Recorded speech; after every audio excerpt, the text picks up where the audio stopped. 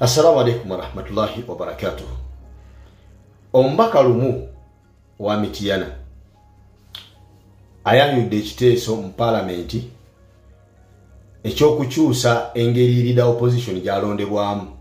Luli kibadde nti ekibiina ekiri ku opposition ekiba kisinga ababaka abangi mu parliament kyekivaamu leader opposition. Kyebaagala kiriki? Baagala kati ababaka aba parliament beba balonda leader opposition okuva mu bibiina bya opposition. Kitegeeza nti ekibiina ne bwe kiba kyaleese omubaka omu tugeze Jema nga yaleese basaalirwa yekka nga yembaka wa Jema eyazze asobola okwesimbawo ku leader opposition n'ayambibwako aba NRM n'alondebwa n'afuuka leader opposition awamu n'ekyo nga ali omu yekka mu kibiina. Okalagedde akantu ako kyemba mumanyi abooluganda gavumenti ya Mwami Museveni yalumwa nnyo ebitagambika. Bobi Wine bwe yakyusa Mpuuga n'amujja ku leader opposition n'ateekawo Joel Ssenyonyi. Obuzibu bwe basanze n'okukalubizibwa ku kiyitibwa opposition mu parliament nga Joel Ssenyonyi yakulembera opposition tebakifunangako obulamu bwabwe bwonna.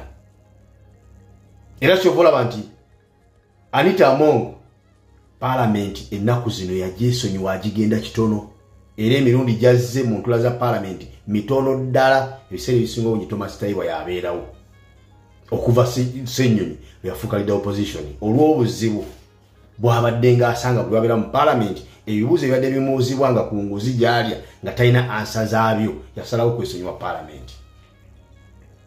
Oba kitegeera bali mu kusala ntotto n'amagezi mu ngeri yonna emenya amateeka balabe nga Mpuuga akomawo ku leader opposition ate ng'agenda kudda mu ngeri ki? Wuliriza. Olwaleero deputy spokesperson wa NUP bayita Waiswa Mufumbiro abadde ku Power FM n'atusomera proposal ya Mpuuga ne banne bano bye mwalabye abatudde simanyimbu ba DP Buloko. Proposal gye bakola nga basaba Mwami Museveni abakkirize bawandiise ekibiina kye bayita People Power Front. Kano kewolde bagamba mu Mpuuga bagenda okuleeta nga akutte bendera okuvuganya kwa president si mu DP Buloko. Kuba DP Buloko si kibiina wabula kakundi akagenda okuwandiisa ekibiina ekiyitibwa People Power Front. Ntegeerekeka bwe bamala okuwandiisa ekibiina ekyo kyeta People Power Front kagurupu kabwa ka DP Buloko abamemba ba parliament bagenda kujja beesimbewo ku tiketi ya People Power Front. Omuli Batwaha Kagabo, omuli ba Bashiri Kazibe Bashiri Mbaziira, omuli baani waliwo omusajja weyo simanyi saidi zeyo Kayunga mweyabidde erinnya. Abo bonna nga bwe mubamanyi bagenda kubanga be babaka People Power Front begenda okusookerako okukola ki? Okusimba ku bamemba ba parliament. Mpuliriza bulungi. Mpuuga akomawo atya okubeera leader opposition? Mpuuga wagenda okukomerawo okubeera leader opposition ajja kujja naye yeesimbewo nga member wa parliament nga jjidde ku kaadi ya People Power Front. Bamubbire olubba lonna lwe banaasobola singa Katonda amuyamba n'ayitawo n'akomawo mu parliament butereevu ajja kwesimbawo ku leader opposition nga owa People Power Front NRM bamusimbe mabega addemu ali owa leader opposition kubanga Anita Among kyasinga okwetaaga kubanga oli kyaliwe. Kati okujjawo nga ab'e Masaka be bakitukoledde ne bamumma akalulu n'atadda naye ne wana batakomyewo mu kabiina ke kana abanaabayiseewo mwe bajja okulonda agenda okubeera leader opposition NRM bamusimbe mu mugongo awangule olw'ebigendererwa byabwe bye batadde mu proposal nga bajja kujulira Mwami Museveni nga byonna byakudifendinga NRM kusigala mu buyinza. Kubanga bo bagamba bagenda kukola ekisoboka kyonna okulaba nti bagatta ebibiina byonna babeere nga bakolagana nabyo.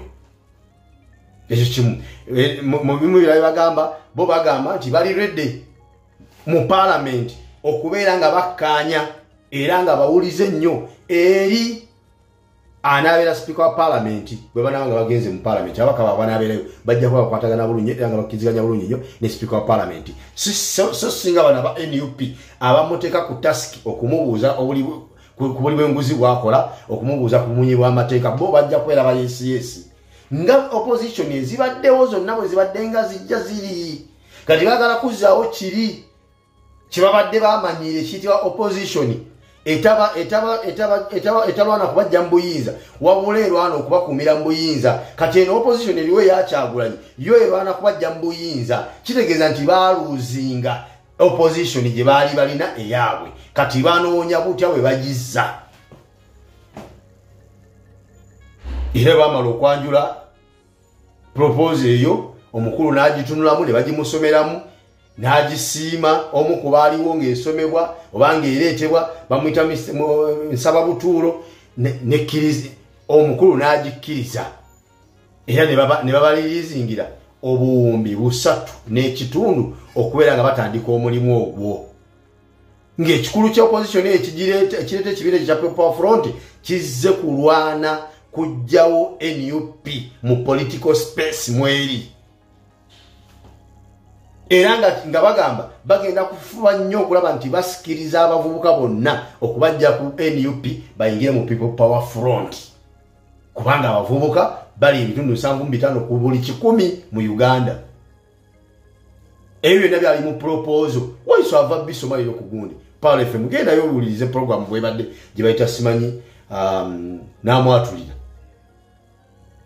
bino meeting yako kumala bibakoze ne bekyanga ne bakola batende boogere bikankana nga bamaze okukwata obumbi bwabwe 3.5 era omulimu gwatandise dda so achola ati no lwalero waliwo video endala gye balirizinze nga Mpuuga ali ku Bobi Wine amuvuma musimanyi yajja avudde mbidongo bye simanyi sambe nga mawulidagere bigambo byayogera amaanyi gayogeza kati kyekiri ekijja ekya People Power Front kye baleeta okitegera kyekino ekiteeso lumu kyalese era kigenda kuyitamu abo balumu bagenda kwera mu People Power Front kubanga DP tekyaliwo bagenda kwera mu People Power Front bali mu kwekubira passes bagenda osangayo byebena baganji banange muve ku Museveni kwayite musobola mutuukako naye waliwo abantu abangu tusobola okutuukako ne tubeera nga tusobola ba stopping okukola ebintu ebikiso bifana bwe bityo abaka parliament bwe mwalonda mubamanyi gye babeera mumanyi gye basula musobola obatuukako mubakyaliyeko mubabuuze ekibakozesa ebintu ebikiso bwe bityo ebize eggwanga lyaffe mabega kiki naye musirise mwenna mutunula butunuzi kabigende mu maaso nga mulaba muli enenya mwekka ffe tubabuulira ne temuwulira